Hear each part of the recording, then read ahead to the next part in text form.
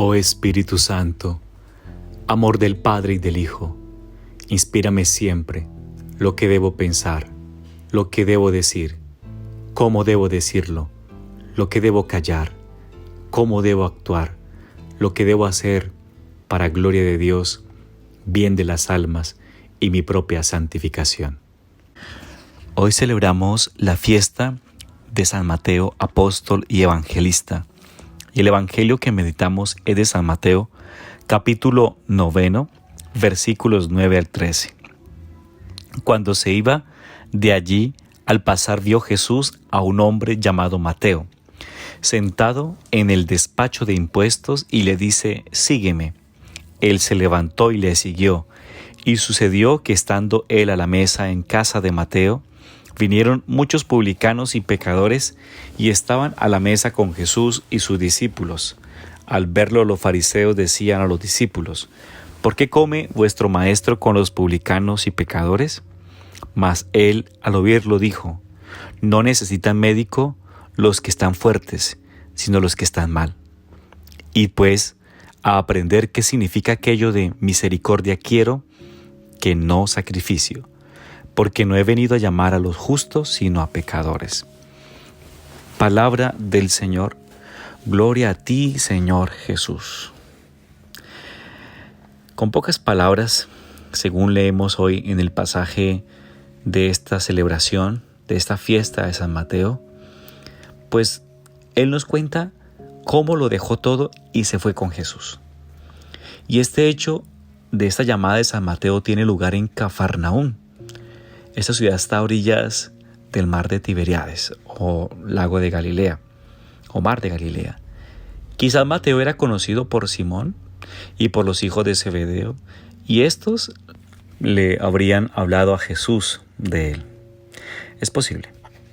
Bueno, sí sabemos con certeza que Jesús iba camino del lago, seguido de la muchedumbre que quería seguir oyendo su predicación, ese mensaje de amor y de paz, y que al pasar junto al lugar donde se recaudaba impuestos vio a Mateo, también llamado Leví, hijo de un tal Alfeo. Lo vio más con la mirada interna de su amor que con los ojos corporales. Lo miró con esa mirada divina llena de amor, idéntica con la que miró al joven rico antes de invitarle a la apasionante aventura de seguirle. Y San Mateo se levanta y sigue a Cristo. Nunca jamás se arrepintió de esa decisión de aceptar la invitación de Cristo. No pensó en lo que dejaba.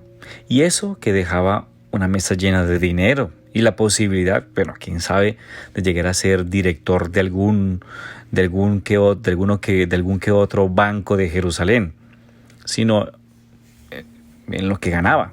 O sea, del joven rico sabemos que se fue triste, que perdió la oportunidad de ser contado entre los amigos de Dios, porque pensó en lo que poseía.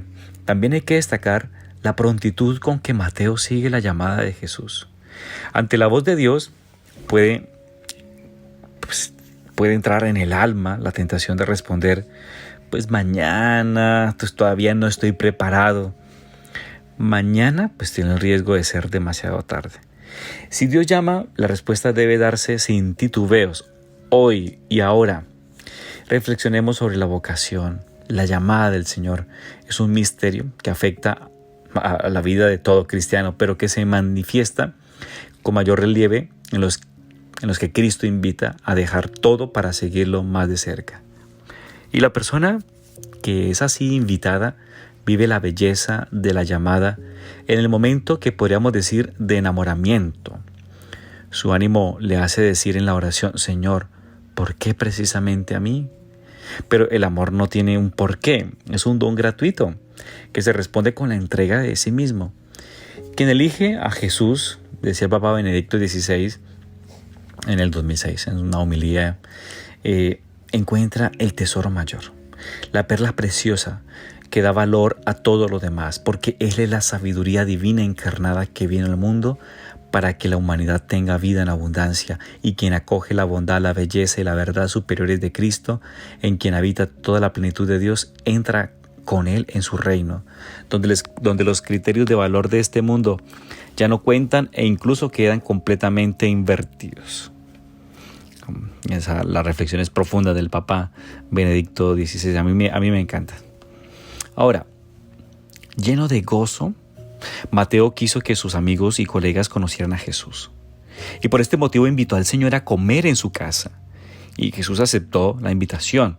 La presencia de publicanos y pecadores en aquella comida provocó el escándalo de los fariseos, que criticaron duramente la actitud de Jesús. Pero esta actitud era señal inequívoca de que Cristo no excluía a nadie de su amistad. El Señor, en su presencia, a los que se escandalizaban porque frecuentaban compañías poco recomendables, pronunció esta importante declaración. Y Él dijo: no necesitan médico los sanos, sino los enfermos. No he venido a llamar a justos, sino a pecadores. Y mis hermanos y mis hermanas, la buena noticia del Evangelio consiste precisamente en que Dios ofrece su gracia al pecador.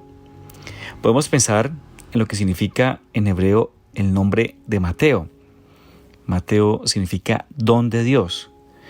Pero vamos a fijarnos en el apelativo muy preciso con que era conocido, el publicano, porque era cobrador de los impuestos. También este hecho, al que el Señor acogiera en el grupo de sus íntimos a un hombre, que según los israelitas de aquel tiempo era considerado un pecador público, nos lleva a la conclusión de que Cristo no excluye a nadie de su amistad. Se lee hoy en el oficio de lectura de la liturgia de las horas un comentario de San Beda el Venerable a esta invitación de Mateo, haciendo considerar cómo con la conversión de Mateo se produjo un efecto multiplicador, idéntico como a la piedra arrojada al estanque del agua. Dice la homilía de San Beda: la conversión de un solo publicano fue una muestra de penitencia y de perdón para muchos otros publicanos y pecadores.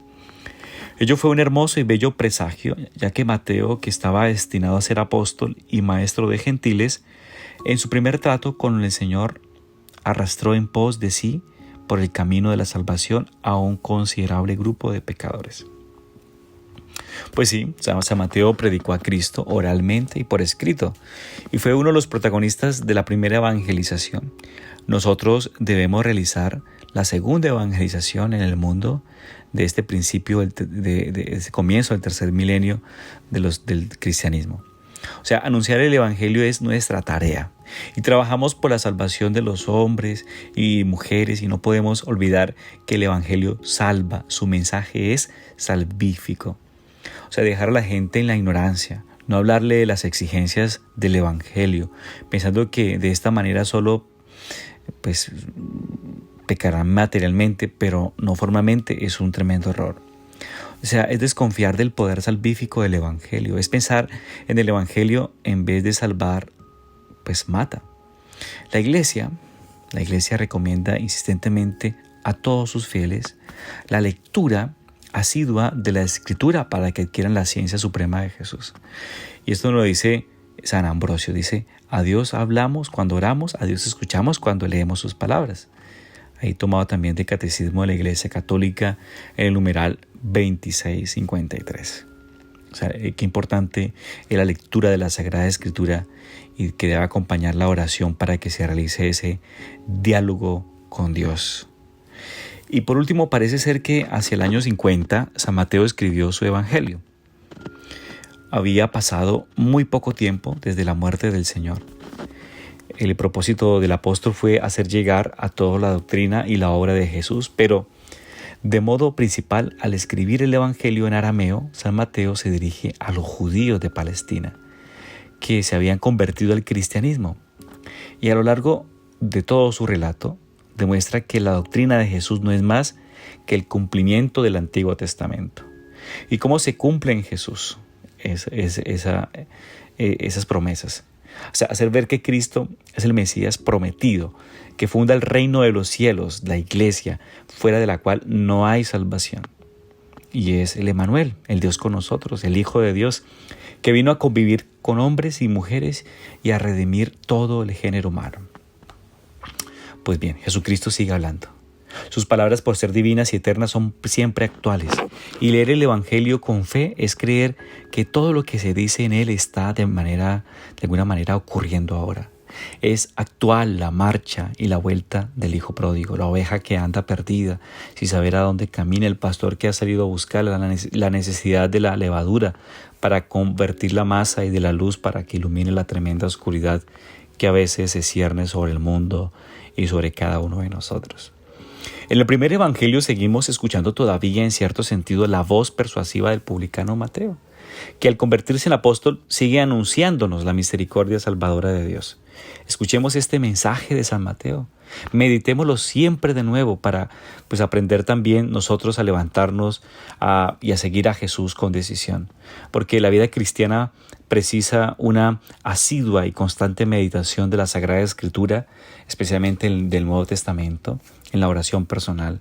Y en el Evangelio está la voz de la agonía en Getsemaní, el grito del Gólgota, la voz silenciosa pero poderosa del niño en la cueva de Belén, la voz de los años laboriosos de la vida privada del Maestro en Nazaret, la voz de las bienaventuranzas. No olvidemos que la misión de Jesús, que Jesús nos confía, es también la de ser apóstoles de la nueva evangelización. Por eso le pedimos a nuestra Madre Santísima, a la Reina de los Apóstoles y de los Evangelistas, que nos ayude a llevar a Cristo allí donde desempeñamos nuestro quehacer diario, porque el mundo necesita hoy más que nunca de ti, necesita alegría, nuestro servicio, nuestra vida limpia, nuestro trabajo, nuestra fortaleza, nuestra entrega, el ejemplo de una vida auténticamente cristiana siguiendo ese ejemplo maravilloso de San Mateo que hoy nos presenta esta fiesta, y de todos los evangelizadores habidos en estos 2 milenios de historia del cristianismo. Espíritu Santo, dame agudeza para entender, capacidad para retener, método y facultad para aprender, sutileza para interpretar, gracia y eficacia para hablar. Dame acierto al empezar, dirección al progresar y perfección al acabar. Amén. Que el Señor te bendiga, el Padre, el Hijo y el Espíritu Santo. Amén. Que tengas una hermosa y bendecida jornada.